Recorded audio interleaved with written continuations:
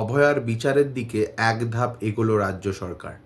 অভিযোগের ভিত্তিতে সাসপেন্ড করা হলো 3 আইপিএস অফিসার্সকে। তাদের নাম বিনীত গোয়েল, ইন্দিরা মুখার্জি আর অভিষেক গুপ্তা। সাসপেনশনের কারণ miss handling, unauthorised press conferences আর অনৈতিকভাবে অভয়ার পরিবারকে ঘুষ দেওয়ার চেষ্টা। এবার দেখা যাক কেঁচো খুঁড়তে কেউটে বেরোয় কিনা। যে পার্টি করুক না কেন, এ বিষয়ে সবাই চায় বিচার হোক। আর অভয়ার মা যেটা দাবি করছে সেটা তো আরও সাংঘাতিক।